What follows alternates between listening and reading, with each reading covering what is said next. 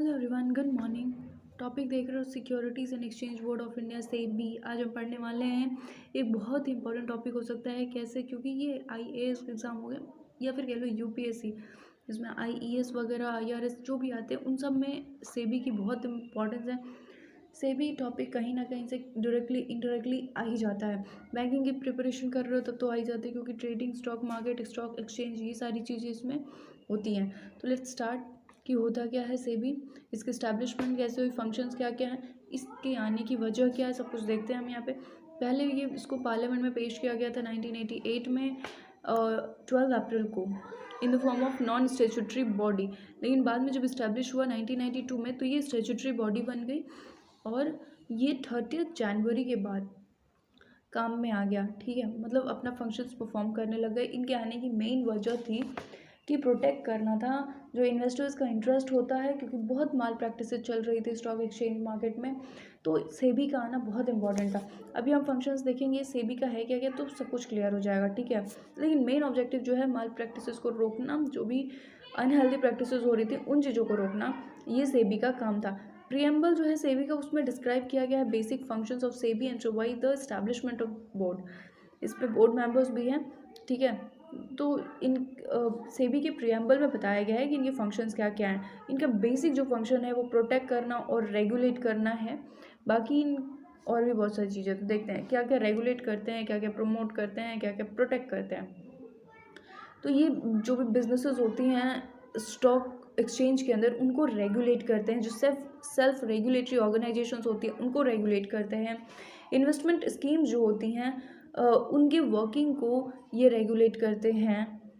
सिर्फ रेगुलेट नहीं करते हैं, रजिस्टर भी करते हैं। किसको करते हैं अभी देखेंगे। वर्किंग ऑफ स्टॉक ब्रोकर्स, इनको सिर्फ रेगुलेट नहीं करते हैं, इनको रजिस्टर भी करते हैं। अगर कोई स्टॉक ब्रोकर है, मर्चेंट बैंकर है, अंडर राइटर्स है, पोर्टफोलियो मैनेजर है, या फिर कह लो इन्वेस्टमेंट एडवाइजर्स हैं, तो इन लोगों को बिना सेबी के रजिस्ट्रेशन के ये कोई काम नहीं कर सकते हैं।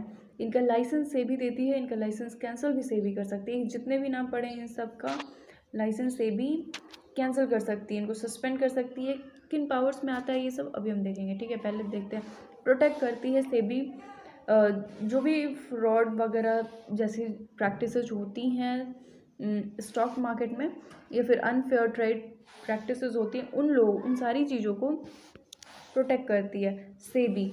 इनसाइडर ट्रेनिंग ये अलाउड नहीं है, तो सिक्योरिटीज़ मार्केट के अंदर जो इनसाइडर ट्रेनिंग है वो अलाउड नहीं है, तो उसको रोकती है।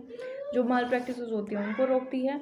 और प्रमोट करती है इन्वेस्टर्स के एजुकेशन को और ट्रेनिंग को। इन्वेस्टर्स के एजुकेशन और ट्रेनिंग को प्रमोट करती है, लेकिन यहाँ पे हमने पढ़ा इनसाइडर ट्रेनिंग को प्रोहिबिट करती है, उसको रोकती है। ठीक है, इंस्पेक्शन का काम भी है इनका। कंडक्ट इंक्वायरीज भी कंडक्ट करते हैं, audit of the stock exchanges. ये जो भी चीज़ें हैं कि कैसे उसको रोकना है, किसको रजिस्टर करना है, किसको नहीं करना, कौन कैसा है, कहाँ अनहेल्दी प्रैक्टिसेस चल रही हैं, किस चीज़ को प्रोहिबिट करना है, सब कुछ का रिसर्च भी सेबी कंडक्ट कराती है। और इनके पास पावर होता है सेक्शन 11 एंड 11B के अंदर, जो कि सेबी एक्ट 1992 का है। सेबी एक्ट 1992 के अंदर सेबी को क्या क्या मतलब उसको क्या क्या पावर्स मिलती हैं वो देखते हैं।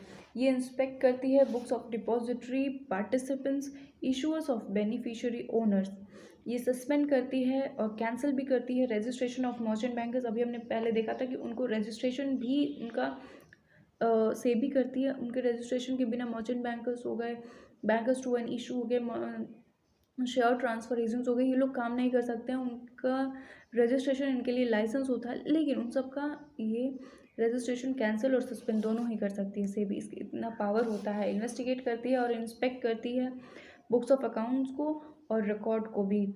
जो एसेट मैनेजमेंट कंपनीज होती हैं उनके जितने भी अफेयर्स होते हैं उनको इन्वेस्टिगेट करना काम होता है सेबी का। इन्वेस्टिगेट करती है any person dealing in securities on complaint of contravention of trading regulation. जो भी सिक्योरिटीज़ मार्केट के अंदर डील कर रहा है उन सब को इन्वेस्टिगेट करती है। अगर कोई कंप्लेन आ रखी है तब तो फिर आगे काम भी होता है, उन लोगों के ऊपर कार्यवाही होती है। सिर्फ इतना ही नहीं, इनके और भी फंक्शंस हैं, जैसे कि पूरा ट्रेडिंग का माहौल क्रिएट करती हैं ये, ठीक है। सेल्फ रेगुलेटरी ऑर्गेनाइजेशंस को रेगुलेट करना, उनको प्रमोट करना, बहुत सारी चीज़ों को ये प्रमोट करती हैं। सिक्योरिटीज़ मार्केट के अंदर, स्टॉक एक्सचेंज मार्केट के अंदर बहुत सारी चीज़ों को प्रमोट करती हैं, बहुत सारी चीज़ों को रेगुलेट करती हैं, रजिस्टर करती हैं, ठीक है। तो इतना सारा काम करते हैं। एक और काम है ये आरबीआई को रिक्वेस्ट करती हैं कि आप इंस्पेक्ट करें books of banker to an issue, और उनको अगर कोई भी गलती लगे तो उनको सस्पेंड किया जाए, उनके रजिस्ट्रेशन को कैंसिल किया जाए। ऐसी ऐसी चीज़ें भी करती हैं। अगर इनसे काम नहीं होता है तो आरबीआई को बोलती हैं, लेकिन हाँ ये कुछ माल प्रैक्टिसेस उसमें नहीं होने देती हैं। हाँ इसके खिलाफ बहुत सारे मतलब के पीछे बहुत सारे से कॉन्ट्रोडिक्शंस भी हैं, कंट्रोवर्सीज भी हैं, वो सब हम बाद में देखेंगे। फिलहाल अभी के लिए इतना ही। So thank you and have a nice day. I hope कि सारी चीज़ें समझ में आई होंगी। Thank you and have a nice day, bye. अगर यहाँ से कोई इन्फॉर्मेशन लगे कि मिली है तो वीडियो को लाइक और सब्सक्राइब भी करना। Thank you.